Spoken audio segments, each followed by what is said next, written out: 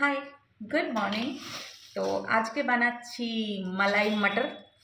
তো এই রেসিপিটা এখন মাঝে মধ্যেই আমার বাড়িতে হয়, কারণ আমার মেয়ের খুব ফেভারিট। তো ব্রেকফাস্টে আজকে হবে মালাই মটর আর পরাঠা। তো ভাবলাম আজকে রেসিপিটা তোমাদের সাথে শেয়ার করি, তো দেখতে থাকো। প্রথমে কড়াইতে তেল দিয়ে শুকনো লঙ্কা আর গোটা জিরে ফোড়ন দিতে হবে। বেশ অনেকটা পেঁয়াজ কুচি দিয়ে ভালো করে ব্রাউন করে ভেজে নিতে হবে। তারপর আগে থেকে পেস্ট করে রাখা টমেটো দিয়ে দিতে হবে।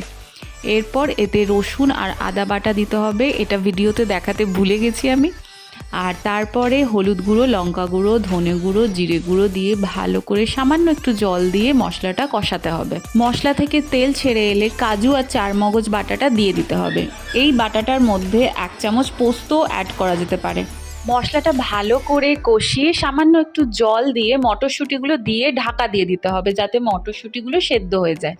মোটামুটি 10 মিনিট মতো লাগে মটরশুঁটিগুলো সেদ্ধ হতে, তাও মাঝে মাঝে ঢাকনা খুলে দেখতে হবে যে মটরশুঁটিগুলো সেদ্ধ হয়েছে কিনা। এবার পরিমাণ মতো নুন আর চিনি দিয়ে আরও কিছুক্ষণ নেড়ে চেড়ে ঢাকা দিয়ে রাখতে হবে। এরপর এতে অ্যাড করতে হবে ফ্রেশ ক্রিম। যখন ফ্রেশ ক্রিমটা অ্যাড করবে তখন গ্যাসটাকে একদম কমিয়ে দিতে হবে।